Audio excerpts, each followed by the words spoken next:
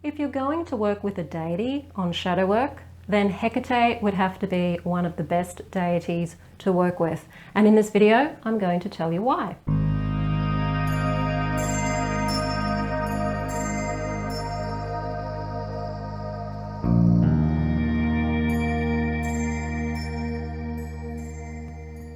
Hi, I'm Sandra from MysteryWitchSchool.com, and if you're new to the channel and you want to learn more about Wicca and witchcraft, hit the subscribe button below so that you don't miss anything. In this video, I want to share with you how I work with Hecate with shadow work. Now, I do quite a few videos on shadow work, and I've shown you some techniques, methods, shadow journals that you can find in the shadow work playlist on this channel.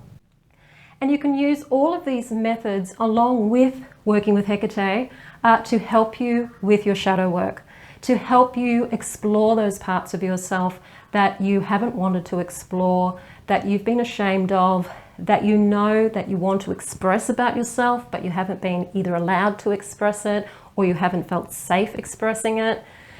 All of that journey into self, into who you really are, and to all of the beauty in that, the power in that, and the strength in that.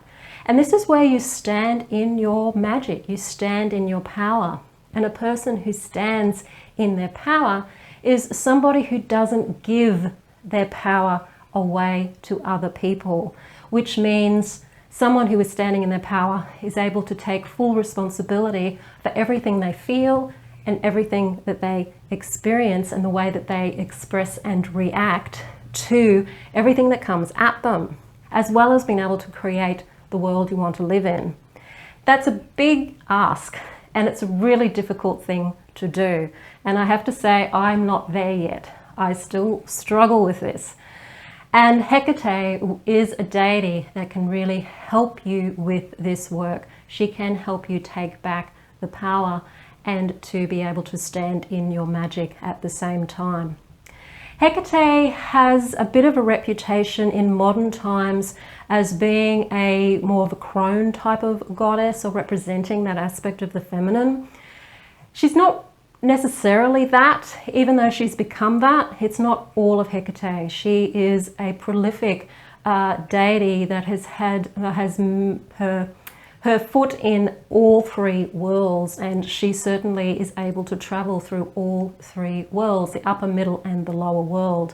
She's not just an underworld type of deity. She's not just a deity for this darker stuff that often she's made out to be. She covers the whole gamut of polarity, which is why she's so good at helping you with shadow work.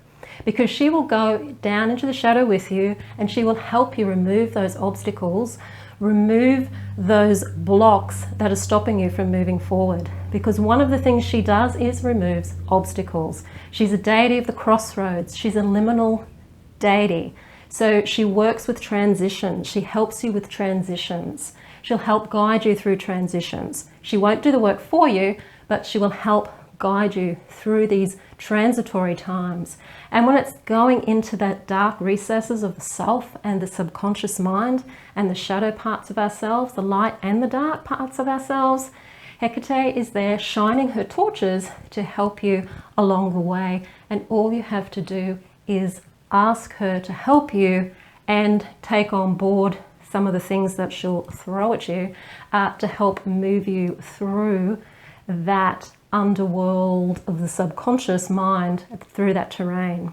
So if you want to find out more about the history of Hecate, all of the symbolism of Hecate, then there is plenty of that out there on the internet. So I'm not going to go into that in this video, but just talking about her position as a crossroads deity, a liminal deity, a deity who shines the torches, she shines the light in dark places.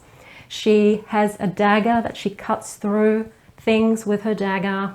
She's got the magic of the serpent there as well. She's the key holder of the world. So she has the keys to help you unlock the doors to many different levels of consciousness and many different things that you'll need to unlock in order to be able to move forward in your life. She is a very amazing goddess. So how do I work with Hecate in the shadow work?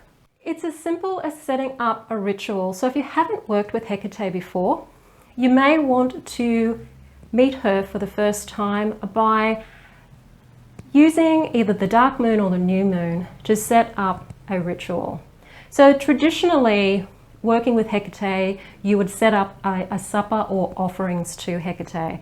And this can be all of the sorts of foods and things that are associated with her. So you could use pomegranates, you can use eggs, you can use honey, you can use anything that's associated with her. You've got wine, incense of myrrh and frankincense, and using these as offerings to call upon her, invoke her, and to ask her to help you with your shadow work.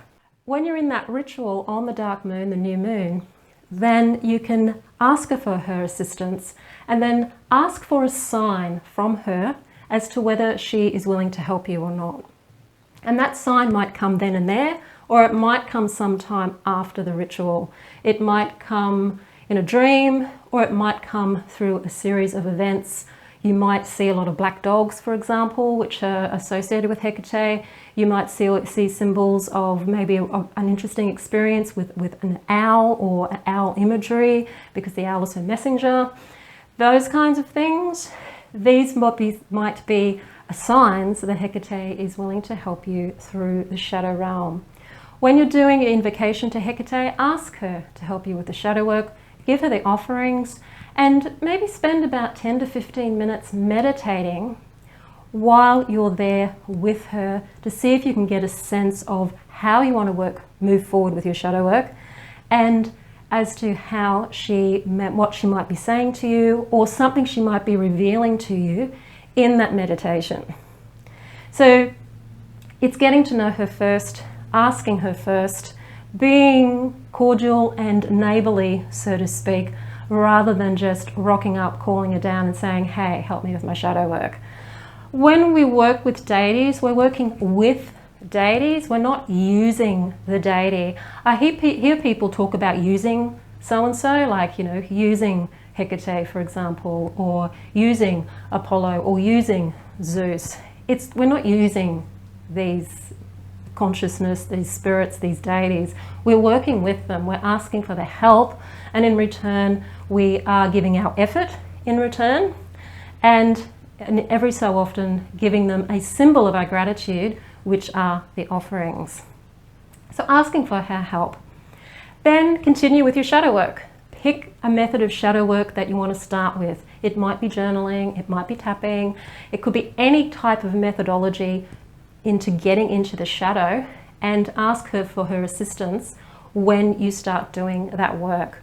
You'll find that over the course of regularly working with her every day, if you want to do your daily practice and incorporate Hecate as the deity or as the goddess in that daily practice, you can set up a relationship with her that's quite constant.